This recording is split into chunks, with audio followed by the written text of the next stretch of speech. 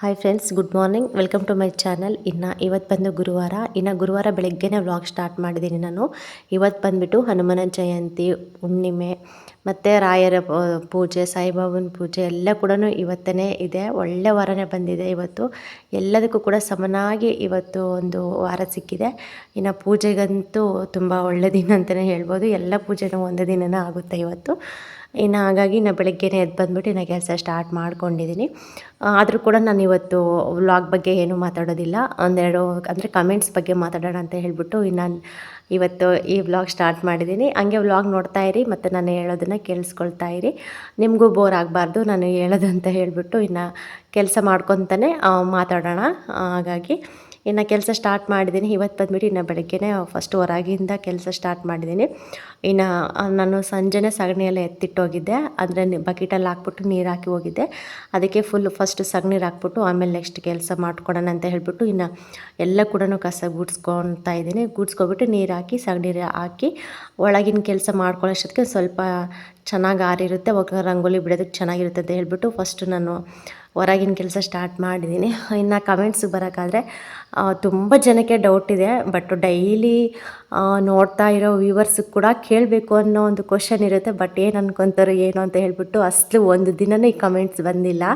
But ಇತ್ತೀಚೆಗೆ ಹೊಸಬ್ರೆಲ್ಲ ಬರ್ತಾ ಇದ್ದಾರಲ್ವ, ನನ್ನ ಚಾನಲ್ ನೋಡ್ತಾ ಇರ್ತಾರೆ, ತುಂಬ ಇಷ್ಟಪಟ್ಟು ನೋಡ್ತಾರೆ, ಕಮೆಂಟ್ಸ್ ಕೂಡ ಮಾಡ್ತಾ ಇರ್ತಾರಲ್ವ, ಅವ್ರಿಗೆ ಕ್ಯೂರಿಯಾಸಿಟಿ ಇರುತ್ತೆ ಏನು ತಿಳ್ಕೋಬೇಕು ಅಂತ ಹೇಳ್ಬಿಟ್ಟು. ಬಟ್ ಅವರು ಕಮೆಂಟ್ಸ್ ಮಾಡ್ತಾ ಇದ್ದಾರೆ, ಹೊಸಬ್ರು ಕಮೆಂಟ್ಸ್ ಮಾಡ್ತಾ ಇದ್ದಾರೆ. ಬಟ್ ಹಳಬ್ರು ಯಾರು ಕೂಡ ಮಾಡ್ತಿಲ್ಲ.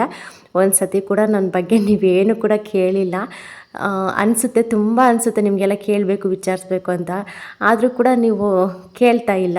ಏನೋ ಏನಾದರೂ ಬೇಜಾರು ಮಾಡ್ಕೊತಾರೇನೋ ಅಂತ ಹೇಳಿಬಿಟ್ಟು ನೀವು ಕೇಳಿಲ್ಲ.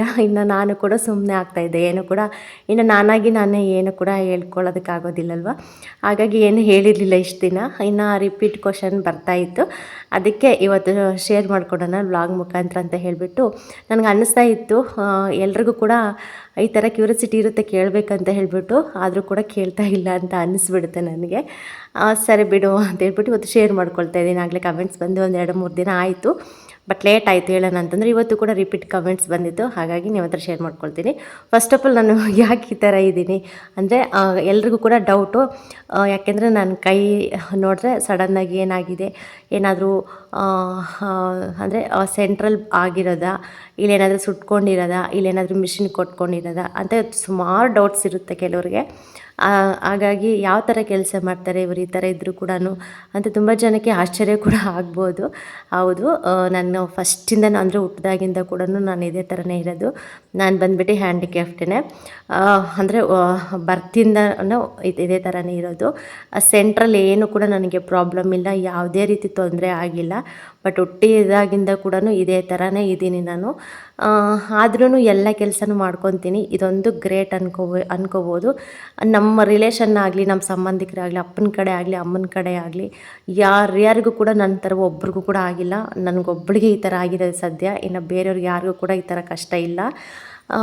ಇನ್ನೊಂದು ದೇವ್ರು ಏನಂತಂದರೆ ಕೊಟ್ಬಿಟ್ಟಿದ್ದಾರೆ.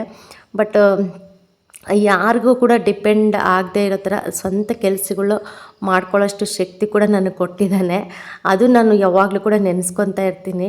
ಫ್ರೆಂಡ್ಸ್ ನೋಡ್ತಾ ಇರ್ಬೋದಲ್ಲ, ನೀವು ಕೂಡ ಎಷ್ಟೋ ಜನನ ಅಬ್ಸರ್ವ್ ಮಾಡ್ತಾ ಇರ್ತೀರಿ. ಹ್ಯಾಂಡಿಕ್ಯಾಫ್ಟ್ಗಳ ಅಂದರೆ ಒಬ್ಬೊಬ್ಬರಿಗೆ ಒಂದೊಂದು ಥರ ಇರುತ್ತೆ, ಎಲ್ರಿಗೂ ಕೂಡ ಒಂದೇ ಥರ ಇರಲ್ಲ. ಯಾವುದಾದ್ರೂ ಒಬ್ಬೊಬ್ಬರಿಗೆ ಅಸಲು ಫುಲ್ಲು ಕೈಯೇ ಇರೋದಿಲ್ಲ ಪಾಪ, ಒಬ್ಬೊಬ್ಬರಿಗೆ ಕಾಲೇ ಇರೋದಿಲ್ಲ, ಊಟ ಸಮೇತ ಮಾಡೋದಕ್ಕೆ ಬರೋದಿಲ್ಲ. ಅಷ್ಟು ಇದರಲ್ಲೂ ಕೂಡ ತುಂಬ ಜನ ಇದ್ದಾರೆ.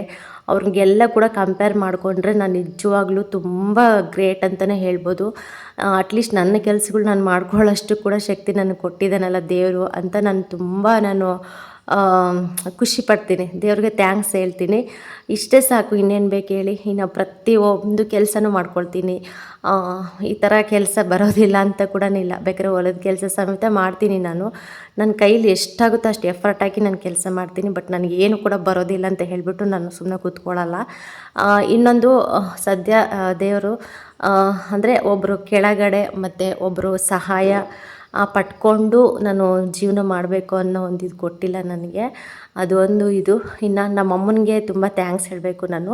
ಯಾಕೆಂದರೆ ಎಷ್ಟೋ ಜನ ಮಕ್ಕಳನ್ನ ಈ ಥರ ಯಾರಾದರೂ ಹ್ಯಾಂಡಿಕ್ಯಾಫ್ಟ್ ಹುಟ್ಬಿಟ್ರೆ ಸುಮ್ಮನೆ ನೋಡ್ಕೊಂಬಿಟ್ಟು ಮತ್ತು ಯೋಚನೆ ಮಾಡಿಕೊಂಡು ಬರುತ್ತೋ ಇಲ್ವೋ ಅಂತ ಅದೇ ಒಂದು ಕೊರಗಲ್ಲೇ ಇದ್ದುಬಿಡ್ತಾರೆ. ಬಟ್ ನಮ್ಮಮ್ಮ ಚಿಕ್ಕ ಹುಡುಗಿ ಇದ್ದಾಗಿಂದ ಕೂಡ ನನಗೆ ಪ್ರತಿಯೊಂದನ್ನು ಅಭ್ಯಾಸ ಮಾಡಿಸಿದ್ರು. ಮುಂಚೆ ನನ್ನ ಸ್ಕೂಲ್ಗೆ ಆದ್ರೂ ಏನಾದರೂ ಒಂದು ಪಾತ್ರೆ ತೊಳೆಯೋದಾಗಲಿ, ಕಸ ಗುಡಿಸೋದಾಗಲಿ, ಮನೆ ಕೆಲಸ ಆಗಲಿ, ಮತ್ತು ಬಟ್ಟೆ ತೊಳೆಯೋದಾಗಲಿ, ಮತ್ತು ಏನಾದರೂ ಎತ್ಕೊಡೋದಾಗಲಿ, ನೀರು ತರೋದಾಗಲಿ, ಪ್ರತಿಯೊಂದು ಕೆಲಸನೂ ನನಗೆ ಹೇಳ್ತಾಯಿದ್ರು ನನಗೆ.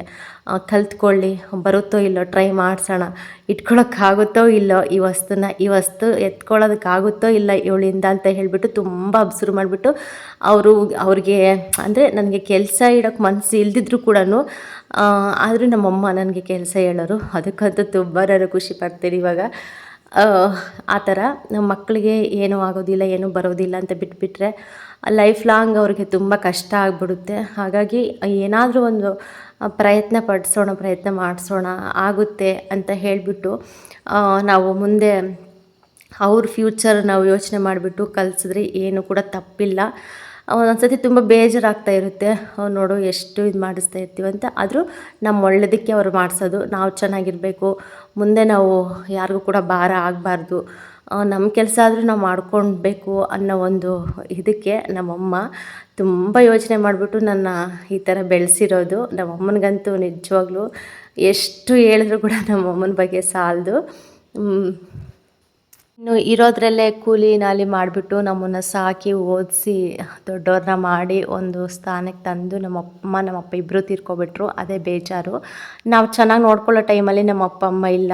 ಅದರಷ್ಟು ನರಕ ಇನ್ನೊಂದಿಲ್ಲ. ನಿಜವಾಗ್ಲೂ ತುಂಬ ನರಕ ಅನುಭವಿಸ್ತಾ ಇದ್ದೀವಿ ಅಪ್ಪ ಅಮ್ಮನ್ನ ಕಳ್ಕೊಂಡು. ಇರೋರಿಗೆ ಒಂಥರ, ಇಲ್ಲದೇ ಇರೋರಿಗೆ ಒಂಥರ ಅನಿಸುತ್ತಲ್ಲ. ಹಾಗಾಗಿ ಎಂಥವರೇ ಆಗಲಿ ಅಪ್ಪ ಅಮ್ಮ ಇದ್ರೇ ಚೆನ್ನಾಗೆ. ತುಂಬ ಇದು ಹೇಳ್ಕೊಳಕ್ಕಾದ್ರೂ ಇರ್ತಾರೆ, ಅಟ್ಲೀಸ್ಟ್ ಕಷ್ಟ ಸುಖಕ್ಕಾದರೂ ಆಗ್ತಾರೆ ಅಪ್ಪ ಅಮ್ಮ ಇದ್ದರೆ. ಅವ್ರು ಕೊಡಲಿ ಬಿಡಲಿ, ಏನಾದರೂ ಹೆಣ್ಮಕ್ಳಿಗೆ ಕಷ್ಟ ಅಂತ ಬಂದಾಗ ಅಟ್ಲೀಸ್ಟ್ ನೆನಪಾಗುತ್ತೆ, ಅಮ್ಮ ಇದ್ದಾರಲ್ವ ಹೋಗಿ ಬರೋಣ ಒಂದೆರಡು ದಿನ ಅಂತ. ಬಟ್ ಆ ಪರಿಸ್ಥಿತಿ ಕೂಡ ನಮಗೆ ಇಲ್ಲ. ಏನೋ ಹೇಳೋಕ್ಕೋದ್ರೆ ತುಂಬ ದುಃಖ ಆಗ್ತಾಯಿದೆ. ಜಾಸ್ತಿ ನೆನಪು ಬಂದುಬಿಡ್ತಾರೆ. ಅದಕ್ಕೆ ಏನು ಕೂಡ ಜಾಸ್ತಿ ನಾನು ಶೇರ್ ಮಾಡ್ಕೊಳ್ಳೋದಕ್ಕೆ ಹೋಗೋದಿಲ್ಲ. ಇನ್ನು ಫೈನಲಿ ನನ್ನ ಬಗ್ಗೆ ಅಂತ ಹೇಳ್ತಾ ಇದ್ದರೆ ಇಷ್ಟೇ ಫ್ರೆಂಡ್ಸ್. ಚಿಕ್ಕ ಹುಡುಗಿ ಇದ್ದಾಗಿಂದ ನನಗೆ ಇದೇ ಥರನೇ ಇರೋದು. ಬಟ್ ಏನು ಪ್ರಾಬ್ಲಮ್ ಇಲ್ಲ. ಕೈ ಕೂಡ ಅಷ್ಟೇ ತುಂಬ ಗಟ್ಟಿಗಿದೆ. ಎಂಥ ಭಾರ ಕೂಡ ಎತ್ತೀನಿ, ಶಕ್ತಿ ಇದೆ, ಅಷ್ಟು ಶಕ್ತಿ, ನೋವು ಬರೋದಿಲ್ಲ, ಮತ್ತು ಏನು ಕೂಡ ಅನಿಸೋದಿಲ್ಲ ನನಗೆ. ಚಿಕ್ಕ ಹುಡುಗಿ ಇದ್ದಾಗಿಂದ ಮಾಡಿಬಿಟ್ಟು ಅಭ್ಯಾಸ ಅಲ್ವಾ, ಹಾಗಾಗಿ ಏನು ಕೂಡ ತೊಂದರೆ ಇಲ್ಲ. ಯಾಕೆಂದರೆ ನೀವು ಸಡನ್ನಾಗಿ ನೋಡ್ತಿರಲ್ವ ಯಾವ ಥರ ಕೆಲಸ ಮಾಡ್ತಾಳೆ, ಹೇಗೆ ಕೆಲಸ ಮಾಡ್ತಾಳೆ ಅಂತ ನಿಮಗೆ ಸ್ವಲ್ಪ ಕನ್ಫ್ಯೂಸ್ ಆಗ್ತಾ ಇರುತ್ತೆ. ಹಾಗಾಗಿ ಇನ್ನೊಂದು, ನಾನು ವೀಡಿಯೋ ಸ್ವಲ್ಪ ಫಾಸ್ಟಾಗಿ ಇಟ್ಬಿಡ್ತೀನಿ, ಸ್ಲೋ ಆಗಿಡೋದಿಲ್ಲ. ಒಂದು ಸ್ವಲ್ಪ ಸ್ಲೋ ಆಗಿಟ್ಟರೆ ನಿಮಗೂ ಕೂಡ ಗೊತ್ತಾಗುತ್ತೋ ಈ ಥರ ಕೆಲಸ ಮಾಡ್ತಾಳೆ ಇಟ್ಕೊಂಡು ಅಂತ ಹೇಳಿಬಿಟ್ಟು. ನಾನು ಸ್ವಲ್ಪ ಫಾಸ್ಟಲ್ಲಿ ಇರ್ತೀನಲ್ವ, ಕೆಲವರು ಅಬ್ಸರ್ವ್ ಮಾಡ್ತಾರೆ, ಕೆಲವರು ಅಬ್ಸರ್ವ್ ಮಾಡಲ್ಲ, ಸುಮ್ಮನೆ ವೀಡಿಯೋ ನೋಡ್ಕೊಂಡು ಹೋಗ್ತಾ ಇರ್ತಾರೆ ಅನಿಸುತ್ತೆ. ಏನಾಗಿಲ್ಲ ಬಿಡು, ನಾರ್ಮಲಾಗೇ ಇದ್ದಾಳೇನೋ ಅನ್ನೋಷ್ಟು ಕಾಣಿಸ್ತಾ ಇರ್ತೀನಿ. ಬಟ್ ನೀಟಾಗಿ ನೋಡಿದಾಗ ಗೊತ್ತಾಗುತ್ತೆ ನಾನು ಹ್ಯಾಂಡಿಕ್ಯಾಪ್ಟ್ ಅಂತ ಹೇಳಿ. ಸಡನ್ನಾಗಿ ನೋಡಿದ್ರೆ ಬೇಗ ಅರ್ಥ ಆಗೋದಿಲ್ಲ. ಒಂದು ಸ್ವಲ್ಪ ಫಾಸ್ಟಲ್ಲಿ ಇಟ್ಟಿರ್ತೀನಲ್ವ ವೀಡಿಯೋ, ಹಾಗಾಗಿ ಇಷ್ಟೇ ಫ್ರೆಂಡ್ಸ್. ತುಂಬ ಜನಕ್ಕೆ ಇದು ಅಂದರೆ ಅನಿಸ್ತಾ ಇರುತ್ತೆ ಕೇಳಬೇಕು ಅಂತ, ಬಟ್ ನೀವು ಯಾರು ಕೇಳಿಲ್ಲ, ಇವಾಗ ನಾನೇ ಹೇಳ್ತಾ ಇದ್ದೀನಿ. ನನಗೆ ಚಿಕ್ಕ ಹುಡುಗಿ ಇದ್ದಾಗಿಂದ ಇದೇ ಥರನೇ ಇರೋದು ತೊಂದರೆ. ಆದರೂ ಏನಿಲ್ಲ, ಎಲ್ಲ ಕೆಲಸನೂ ಮಾಡ್ತೀನಿ, ಎಲ್ಲ ಪ್ರತಿಯೊಂದು ನಿಭಾಯಿಸ್ಕೊಂಡು ಹೋಗ್ತಾ ಇದ್ದೀನಿ. ಇದೊಂದು ವಿಷಯ. ಇನ್ನು ನಮ್ಮ ಮನೆಯವ್ರ ಬಗ್ಗೆ ಹೇಳಬೇಕು ಇದರಲ್ಲಿ, ಹೇಳಿಲ್ಲ ಅಂದರೆ ತಪ್ಪಾಗುತ್ತೆ. ಯಾಕೆಂದರೆ ನನ್ನ ಬಗ್ಗೆ ಹೇಳ್ತಾ ಇದ್ದೀನಿ ಅಂದರೆ ನಮ್ಮ ಮನೆಯವ್ರ ಬಗ್ಗೆ ಕೂಡ ಹೇಳಬೇಕು. ಇನ್ನು ಅಪ್ಪ ಅಮ್ಮ ಬಗ್ಗೆ ಆಯಿತು. ಅಪ್ಪ ಅಮ್ಮ ಹೆಂಗೆ ಕಷ್ಟಪಟ್ಟು ಒಂದು ನೆಲಕ್ಕೆ ಬಿಟ್ಟು ಹೋದರು ನನ್ನ. ಇನ್ನು ನಮ್ಮ ಮನೆಯವ್ರ ಬಗ್ಗೆ ಹೇಳಿದ್ರಂತೂ ಅವ್ರಿಗೆ ಎಷ್ಟು ಕೋಟಿ ಕೃತಜ್ಞ ಹೇಳಿದ್ರು ಕೂಡ ಸಾಲದು. ಈ ಜೀವನ ಪೂರ್ತಿ ನಾನು ಅವ್ರ ಸೇವೆ ಮಾಡ್ಕೊಂಡಿದ್ರು ಕೂಡ ನನ್ನ ಜೀವನ ಪಾವನ ಆಗಲ್ಲ, ಅಷ್ಟಿದೆ ಅವ್ರ ಬಗ್ಗೆ ಹೇಳಬೇಕು ಅಂತಂದರೆ. ಏನಾದರೂ ಸ್ವಲ್ಪ ನಿಮಗೆ ಕೇಳಬೇಕು ಅಂತ ಅನಿಸಿದ್ರೆ ನೆಕ್ಸ್ಟ್ ಕಮೆಂಟಲ್ಲಿ ತಿಳಿಸಿ, ಬೇಕಾದ್ರೆ ಹೇಳ್ತೀನಿ. ಏನಾದರೂ ನಿಮಗೆ ಕ್ಯೂರಿಯಾಸಿಟಿ ಇದ್ಬಿಟ್ಟು ತಿಳ್ಕೋಬೇಕು ಅಂತಂದರೆ. ಯಾಕೆಂದರೆ ಪ್ರತಿಯೊಂದು ವ್ಲಾಗ್ ಅಂದಮೇಲೆ ನನ್ನ ಲೈಫ್ ಸ್ಟೈಲ್ ಏನಿರ್ತದೆ ಅದು ನಿಮ್ಮ ಹತ್ರ ಶೇರ್ ಮಾಡ್ಕೊಳ್ತೀನಿ. ಮುಚ್ಚಿದಂಥದ್ದು ಏನೂ ಇಲ್ಲ, ಮುಚ್ಚಿಟ್ಟು ಏನು ಪ್ರಯೋಜನ ಕೂಡ ಇರೋದಿಲ್ಲಲ್ವ. ಹಾಗಾಗಿ ಟೋಟಲಿ ನಮ್ಮ ಲೈಫ್ ಈ ಥರ ಇದೆ. ಇನ್ನು ನಮ್ಮ ಮನೆಯವರಂತೂ ತುಂಬ ಚೆನ್ನಾಗಿ ನೋಡ್ಕೊತಾರೆ, ಏನು ಕೂಡ ನನಗೆ ಕಷ್ಟ ಕೊಟ್ಟಿಲ್ಲ. ಇನ್ನು ಏನು ಕೂಡ ನಾನು ಕಷ್ಟಪಟ್ಟಿಲ್ಲ. ನೀವು ನೋಡ್ತಾ ಇದ್ದೀರಿ ಒಂದೆರಡು ವರ್ಷದಿಂದ ಯೂಟ್ಯೂಬ್ ಚಾನಲ್ ಇಟ್ಟಾಗಿಂದ ಕೂಡ ಎಲ್ಲರೂ ಅಬ್ಸರ್ವ್ ಮಾಡ್ತಾ ಇರ್ತೀರ. ಯಾವುದೇ ರೀತಿ ತೊಂದರೆ ಕೊರತೆ ಏನೂ ಇಲ್ಲ. ಒಂದೊಂದು ಸತಿ ತವ್ರ ಮನೆ ಸಮೇತ ನನಗೆ ನೆನಪೇ ಬರೋದಿಲ್ಲ, ಅಷ್ಟು ಮರೆತೇ ಹೋಗ್ತೀನೇನೋ ಅನ್ನೋಷ್ಟು ಸ್ಟೇಜ್ಗೆ ಇರ್ತೀನಿ ನಾನು. ಯಾಕೆಂದರೆ ಇಷ್ಟು ದಿನ ಅಲ್ಲೇ ಇದ್ದೆ, ಪಾಪಗೋಸ್ಕರ ಸ್ವಲ್ಪ ದೊಡ್ಡವನಾಗಲಿ ಅಂತ ಹೇಳಿಬಿಟ್ಟು. ಇಲ್ಲಿಗೆ ಬಂದಾಗ ಕೂಡ ಅಷ್ಟೇ, ಹೋಗಬೇಕು ಅಂತ ಕೂಡ ಮನಸ್ಸಾಗೋದಿಲ್ಲ. ಇನ್ನೊಂದು ಚಿಕ್ಕಪ್ಪ ಚಿಕ್ಕಮ್ಮ ಇದ್ದಾರಲ್ವ, ಅವರಂತೂ ತುಂಬ ಚೆನ್ನಾಗಿ ನೋಡ್ಕೊಂಡಿದ್ದಾರೆ ನನ್ನನ್ನು. ಹೋದರೆ ಇನ್ನು ಅವ್ರಿಗೋಸ್ಕರ ಹೋಗಬೇಕು. ಇನ್ನು ಫ್ರೆಂಡ್ಸ್, ಈ ಚಿಕ್ಕ ವ್ಲಾಗ್ ಇಲ್ಲಿಗೆ ಹೆಣ್ಣು ಮಾಡ್ತೀನಿ. ಏನಾದರೂ ಕೇಳಬೇಕಂತ ಅನಿಸಿದ್ರೆ ದಯವಿಟ್ಟು ಕಮೆಂಟ್ಸ್ ಮಾಡಿ, ನಾನು ರಿಪ್ಲೈ ಮಾಡ್ತೀನಿ.